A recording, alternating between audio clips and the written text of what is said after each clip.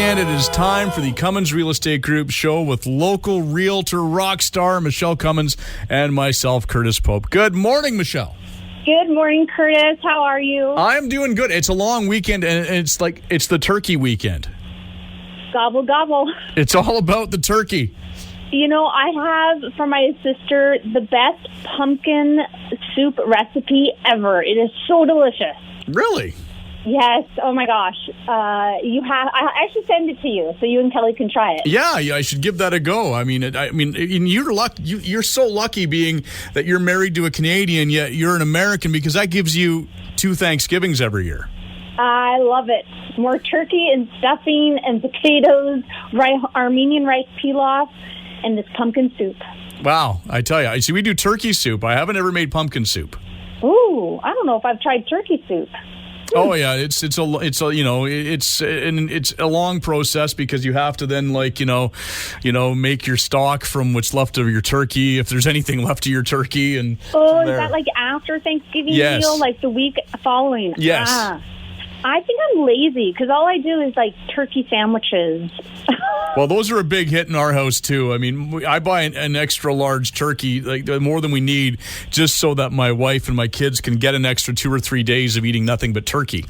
Oh, I love the frozen butterballs with the stuffing, like pre-stuffed frozen, and you cook it from frozen. Yeah. Oh my gosh, the most delicious. Really, you don't have to do much with it. Lots of spices in the middle, in the middle of cooking or whatever. But so yummy. So Richard's going to have a busy weekend making you a Thanksgiving dinner, is what you're saying? Yes, absolutely. And lots of raisins in the rice pilaf. Okay. Now, what's the difference when you said Armenian rice pilaf? What's the difference? Pretty much the raisins. So you just throw something sweet in there to throw everybody off.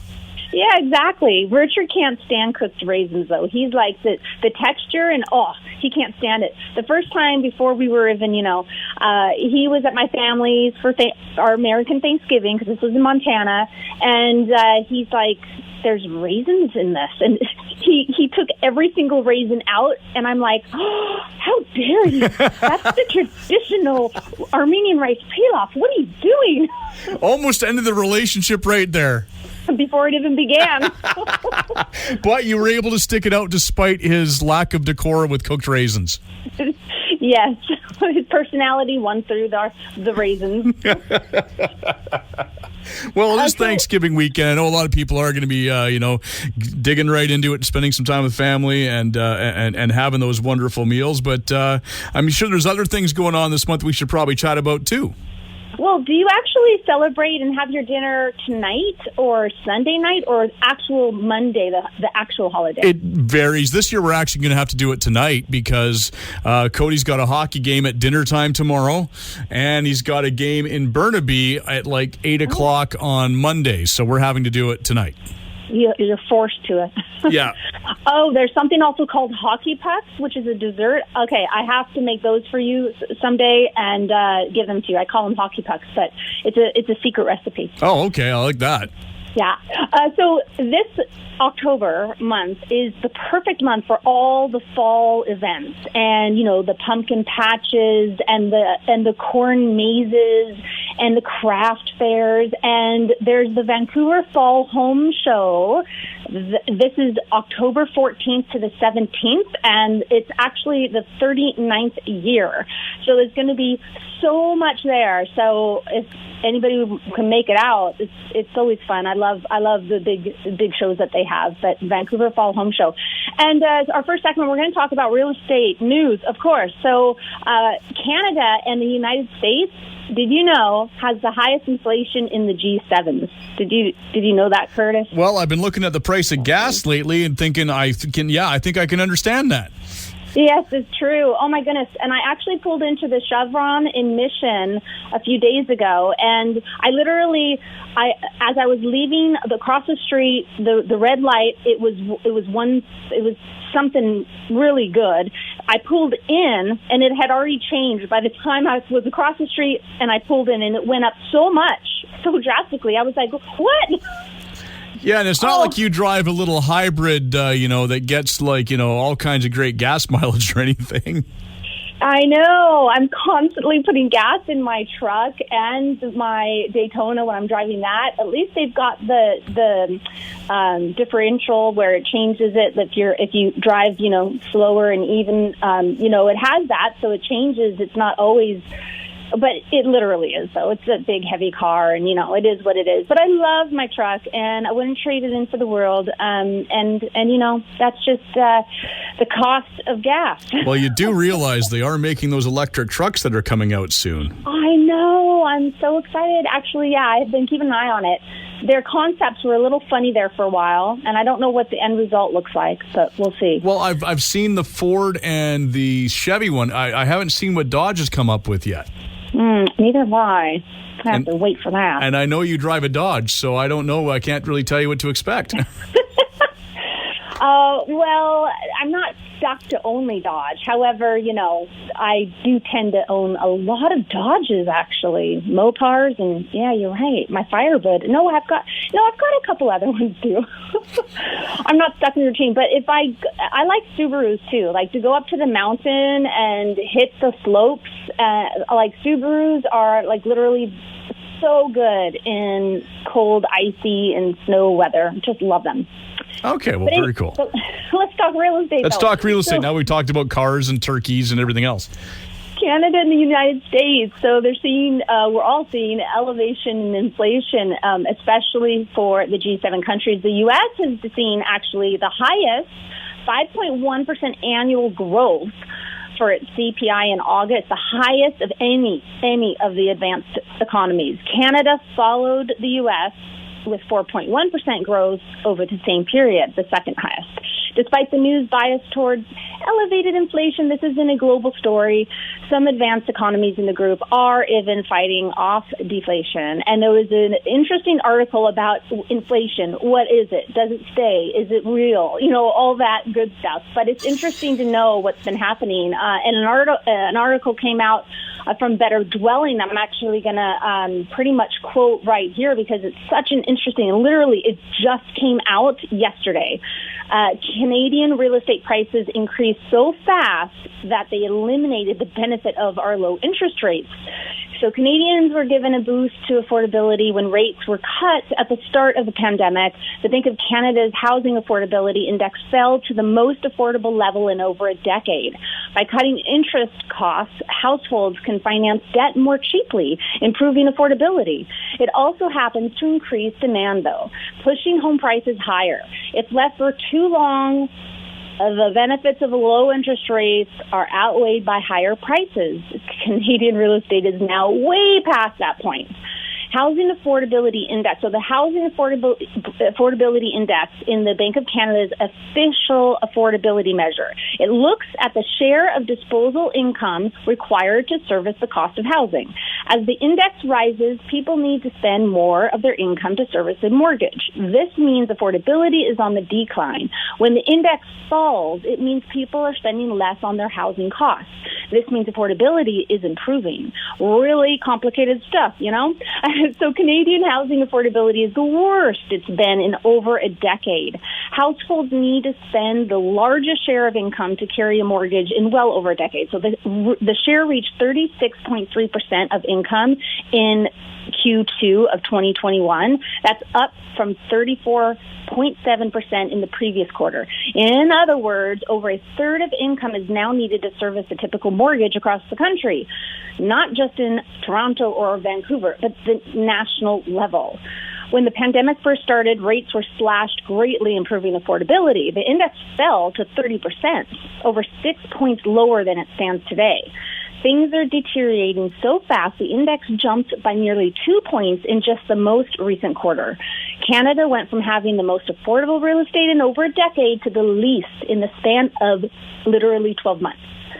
So how high is it enough to the sky? So the index has now reached the highest level in over a decade, clearing all but a few quarters in the past two. Only 3 quarters over this period have been higher. So from the Q3 of 2007 to Q1 of 2008, back then the overnight rate was 17 times higher, meaning a lot more interest was being paid. Low rates make debt more affordable, but increase the demand. And that's the issue we're having right now. The biggest benefit of low interest rates is a lower cost to carry the debt. In a perfect world, you pay the same purchase price for a house, but less in interest. When you do it in a bubble, people think of the money saved as extra money to bid up prices. It's a lot easier to push prices higher than the bank tells people they can afford to spend more. It's also a lot easier for mom and dad to borrow their home equity and provide help with the down payment. So, I mean, after all, it's cheap, right? It's almost free money, so why wouldn't you borrow? But the benefit of cheap debt has been lost to increased demand. Unfortunately, cutting interest rates also means stimulating demand. They're often used during periods of low consumption to pull consumers forward. Canadian real estate sales were strong before the pandemic with solid price growth. When the pandemic started, slashing rates provided a huge boost to affordability. It also created so much excess demand, rising prices consumed any benefit. Slashing rates further might seem like a solution, but would ultimately make things worse, especially in an environment where inflation is already spiraling out of control. So that is the news report as of yesterday came out, and I thought it was very well put together and said. So please, everyone, come back after the break to hear about our Fraser Valley real estate stats that just came out. Absolutely, and if people want more information about what you do as a realtor to find even more stats, where can they go? MichelleCummins.ca. And we're back with more right after this. She's a somewhere girl. She's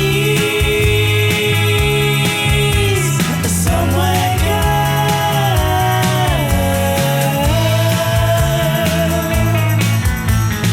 And we are back with segment number 2 of the Cummins Real Estate Group show with Michele Cummins and myself, Curtis Pope. And I know we're both heavily caffeinated, but you even more so. And you're also excited because it's time for the stats. Yeah. And, I always talk about benchmark prices. And I thought, well, maybe I should explain the difference because, our real estate stats, and if anybody's gone on my website to look at them, because I always have them updated on my homepage, scroll to the bottom, you'll always see the full month stats, not just what I talk about on the show here, but the full details. And there's the median price, there's the benchmark price, or the average price. And it's like, what is what? And why do I choose the benchmark price? Most people talk about averages, but let me explain for those who may not know.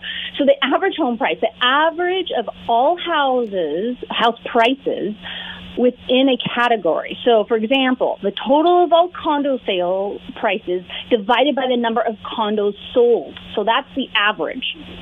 The median home price, the way it's gathered, is the midpoint of sale prices where an equal number of properties were sold above and below of the sales price. And then the benchmark home price is calculated by estimating the value of typical homes in the community based on the most popular combination of features such as age, size, numbers of bedrooms and bathrooms. You'll find separate benchmark prices for detached, attached, and condo homes. So this is why I like using benchmark prices, because it's almost like it's a bit closer to a true valuation. So that's sort of how. So that's where I pick them, and that's where there's a difference in prices. So let's get right into the news release from the Fraser Valley Real Estate Board came out October 4th. And the headline is Positive Start to Fall Market. New listings increases and sales soften. Demand for Fraser Valley real estate remained robust in September, while overall sales decreased compared to August. Total sales reached the second highest levels for the month of September in the 100-year history of the board. And the board we had in September, the sales decreased 10.6% compared to August, and a decrease of 16.4% compared to the same month last year. Now, Larry Anderson is our president of the board this year, and he says, while we've seen a solid increase in new listings compared to August, market conditions continue to be challenging for buyers. Considering the demand across the region, the increase is simply not enough to bolster the inventory required to create greater balance in the market. He further says demand for residential homes of all types is strong in the Fraser Valley, with more sellers returning to the table in September, which is expected at this time of year. In September, the board received a decrease of listings by 33.4% compared to last year, and an increase of 11.2% compared to August this year.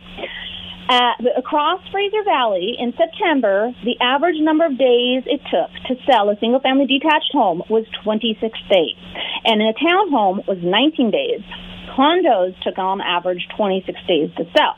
So overall, the benchmark price for a single-family detached home in the whole Fraser Valley is $1,362,220. So the benchmark price increased 1.9% compared to August of this year, and it increased 31.9% compared to September last year. Townhouses overall in Fraser Valley are at $707,300, and that benchmark price for townhomes increased 1.4% compared to the month before, and an increase of 24.7% compared to last year. Condos are at $504,500, and that benchmark price has increased 1.2% compared to August, and an increase of 15.5% compared to September of last year. Then going into a municipality, by municipality, Abbotsford detached benchmark home prices are at $1,172,200. That's an increase from last year of 35%, and an increase from August of 1.7%. And then for townhouses, it's 29.1% higher than last year at $604,700. And it actually increased only 1.1% from the month before. Condos are at $395,800, and that's up 22% higher than last year and up 2.5% higher than the month before. And I want to make note, well, usually I don't go into sales and are they down or are they up, but I wanted to mention this show. Abbotsford detached sales for detached homes are down year over year, 28.8%.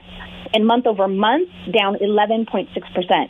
Sales of townhouses are down 47% compared to last year, and they're down 21.4% from the month before. And condos in Abbotsford are actually up year over year, 4.8%, but down month over month, 2.2%. Very interesting. And in Mission, the benchmark prices for detached homes are at $968,900. That's up 36.1% from last year, and up 1.4% from the month before. And townhouses are at $611,300, up 30.1% from last year, and up 1.1% from the month before. And condos in Mission are at $432,200, up 22.8%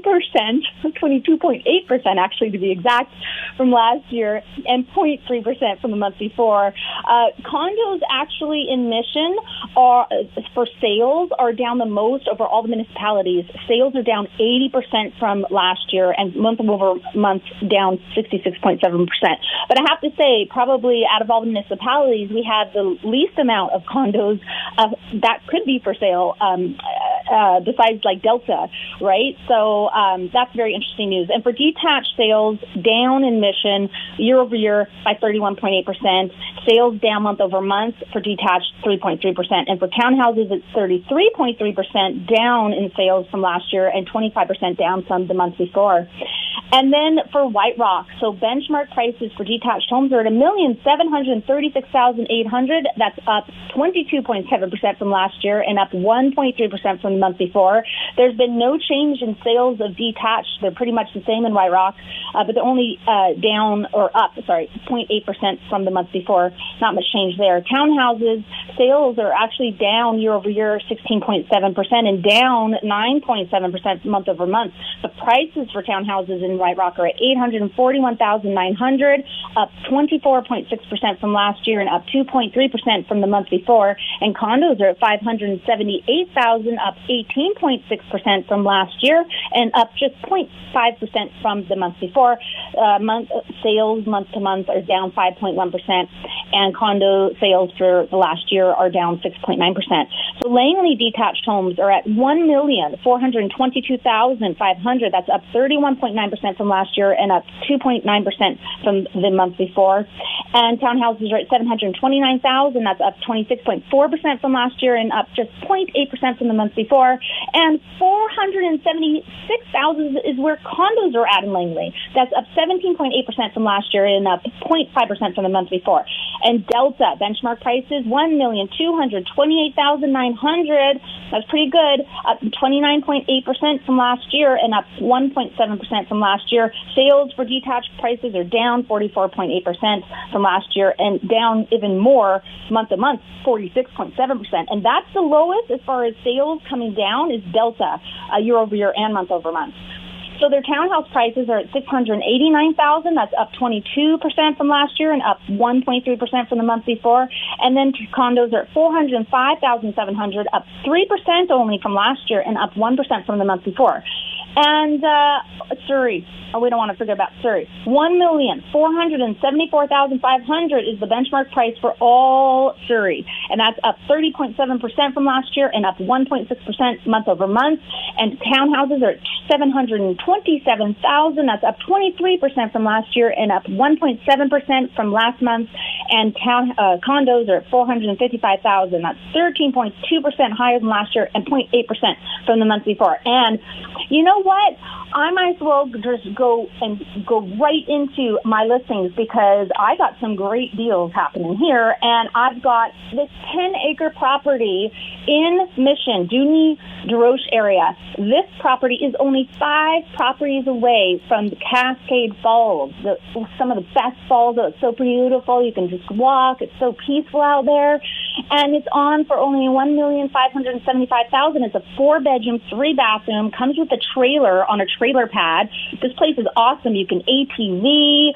It's got an unauthorized in-law suite that you can use for family, blended family or whatnot. But it's got R40 and R20 installation in this humongous 2,200 square foot workshop and this gigantic balcony deck, that goes right into it. Like, it's so interesting, this place. So, gotta see it. What a great price for 10 acres.